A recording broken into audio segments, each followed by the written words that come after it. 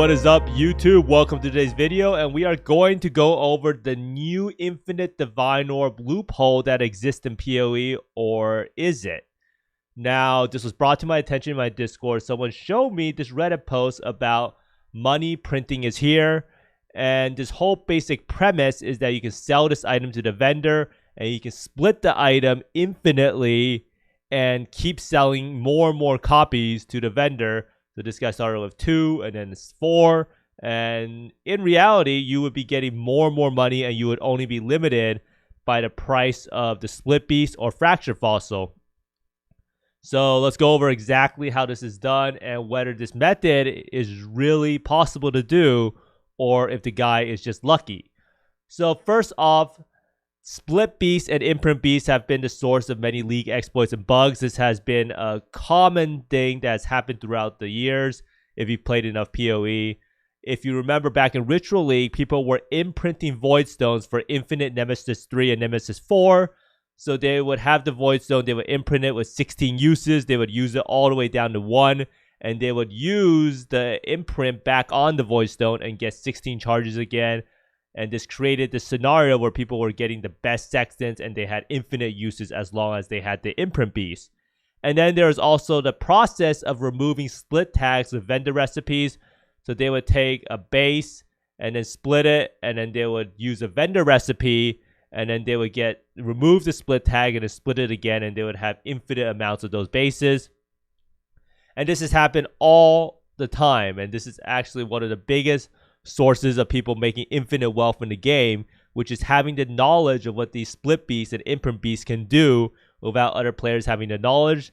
So if you're ever trying to find an ingenious way to take advantage of the system or something regarding the league mechanic, always try to think about how the split beasts and imprint beasts work. Now in this video right here, this is the streamer that is actually doing it. So what this person is doing, he's forging the items together that has items sell to the vendor for double, and then item sells for 3 divine orbs. And then when he forges it, he splits it, and then he combines the item with the split tag with another item, and then prays. And then we're going to go over all how this works. And we really want to find out, is this method foolproof? And will GGG hotfix this? Because if there is an actual infinite money loophole, the economy is going to be kind of screwed until the price of the mats will adjust to match how much the output of this method actually is. So how does the method actually work? So first off, the way the streamer did it was that he bought a weapon with the Crucible mod. Item sells for 3 additional divine orbs. And then you buy another weapon with the Crucible mod of item sells for twice as much. And then you merge both trees together, and if it fails, you repeat the process. And I don't know if this is actually a 50-50 odds. It could be much higher or much lower. And there are ways to potentially manipulate this so that you have a higher chance. So what happens is you have this search right here, and then this is item sells for twice, or let's so see. So item sells. There's a lot of different options about. It's a Crucible item. I think it is. Wait, let's see what it is. Crucible item sells for twice as much. Sells for twice. Okay, I'm an idiot. Crucible twice. Oh, so there we go. So we can see right here, there are people who combine these items together. So they buy one of each base and then they combine it. And you'll see you have items sells for 3 additional divine orbs and items sell for twice as much. So if they are in the same track, then you get 6 divine orbs total. Now the problem is when you merge it together, you're not always going to get that guaranteed outcome. It could remove one of them, or it could be on the wrong track. And we'll go over that in a little bit. So once you get that, you level the merged Crucible trees, which contain both mods. And then, say you have one that's finished, you split the item with a beast or fossil. Now, what this does is when you split the item, it creates a copy of it and gives both items the split tag, but it has the exact same Crucible tree. So let's see if anyone's actually selling a completed item over here. So right here, you can see this guy's selling it for 30 divines. It has no split tag. So theoretically, if you bought this, you could actually try it out yourself and try to get lucky. So these people are actually selling these completed ones with the 3 additional divine orbs and Crucible passives for around 25 divines. So if you want to gamble, this one's selling for 12 divines. So this was 3 additional divine orbs and twice as much, 11 divines for this one. But these are split, so you would have to reforge it. So you see these ones with split tags. You would have to forge it with another item and pray that it keeps it. So, and then you can remove the split tag, and then you can keep going, and then you can take this one and either forge it again or sell it to the vendor or sell it to someone on the trade site, for instance. So it's very possible that you get even more than just 6 divine orbs, because people will buy these items on the trade site for more than its value. So these people have split it, and they are just selling it on a trade site instead of trying to repeat it again. And then this is the same way. This is 10 divines. So there is around, from what I see, a 4 divine premium compared to just, compared to just selling it to the vendor. Now, when you merge the item in the forge with the split tag of another item, it removes the split tag. So what that means is the split tag is going to be gone. So for the forge, you go to the map like this, and let's see if I have one of these maps. And it's just one of these. You can contain the forge that can combine Crucible passive trees. And then when you combine the item, the new resulting item has no more split tag because it's considered a new item. Now, why does this all work? Like I said, forging the item with another item removes the split tag. Then what is a split tag? The split tag means that you cannot split the item again. This was actually added back in 3.14 to stop people infinitely duping item bases. And I also think that this was done to stop people splitting maps and having infinite copies of like the perfect sextants or delirium orbs. This was the huge nerf to the fracture fossil deli orb farming, where people were just using a fracture orb on a map and being able to run the perfect map over and over again. And this was way back, I think in like Ultimatum or something, and after Ritual League. So like you said, splitting an item refers to using the Phenomenal Plague, Arachnid, or Fracture Fossils. So right now, both these Phenomenal Plague, Arachnids, and Fracture Fossils are relatively expensive. I think they are around 100 chaos each, and usually they're not that much. And both methods cannot be applied to item with a split modifier or cannot be split due to game design. So you can't split items that are synthesized, enchanted, fractured, or influenced. And splitting adds a split to the both items in master and copy, and you can't remove it. But you can remove it if you make the item different somehow.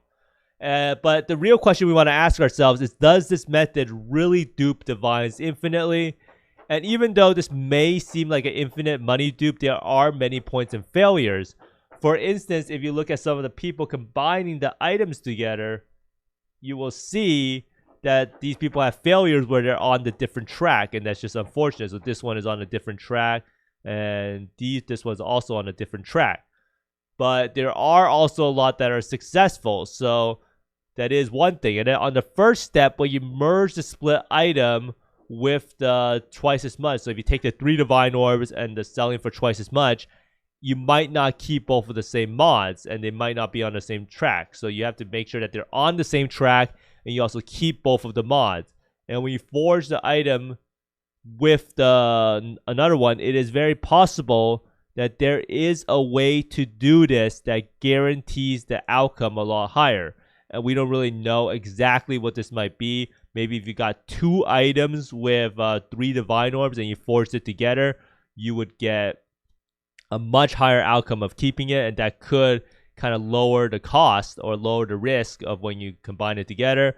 And people say if you allocate the nodes, the game gives you a higher weighting for it. So there are probably a lot of different ways to force the odds in your favor, whether it is limiting the amount of the T4 nodes or what's it called, how far you are into the tree. So if you got one right here that's less than the T4, you see this was 1, 2, 3, 4. So if you combine it with something else, it's probably much less likely it keeps the 3 divine orbs, or maybe it's more likely. I'm not really sure. So you can see this one has 1 other one in the track. This one has 3 total in the track, and this one has 1 other one. So right now we don't really know exactly what's the best way to manipulate it. I'm sure someone has tested it out a bunch, but you can see the proof is in the pudding, right? There are a lot of people doing this, and I'm not really sure if it is an infinite money exploit, but it does seem like there are some points of failure. And another way of doing it is you can maybe get to split the 3 divine item and not forge it with sell for twice as much. and just try to split and pray that it keeps the 3 divine orbs. This method is probably not as profitable and is probably less expected value. Now, the biggest thing is if this method is really that popular and people just keep duping the divine orbs over and over again, the limiting factor is definitely going to be the imprints, the fracture fossils, and the items with the bases of what's it called, the sell for 3 divine orbs or sell for twice as much. And the price of those maps will adjust accordingly. There's not infinite amounts of imprints. You have to do bestiary. And then there's not infinite amounts of fracture fossils, as it does require you to go relatively deep and delve. So like the biggest thing about this, whether it will really work infinitely, is whether you can manipulate the odds in your favor. So when you forge the split item with another item, is there a way to choose the perfect item so that you can put the odds in your favor so that you can beat the system and give you a positive expected value so that you can keep repeating this so-called loophole over and over again. Now, the biggest thing about this is that there is a pretty high barrier of entry and there is variance. Not everyone is going to want to try to invest like 10 divines or so to try to forge the item and try to get lucky.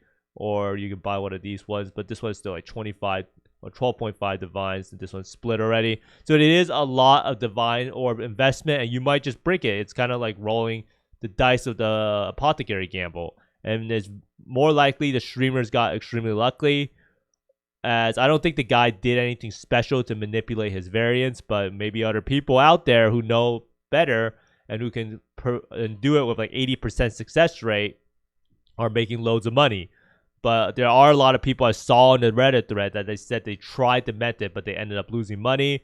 Now, the biggest thing is I do think that GGG will hot fix it so that the items will still carry over the split tag after forging. And the biggest thing is I don't think this is like an actual exploit. So people who do this will probably not get banned because it's not like when you create a new item with forging, it is technically a new item. So the split tag should therefore be gone.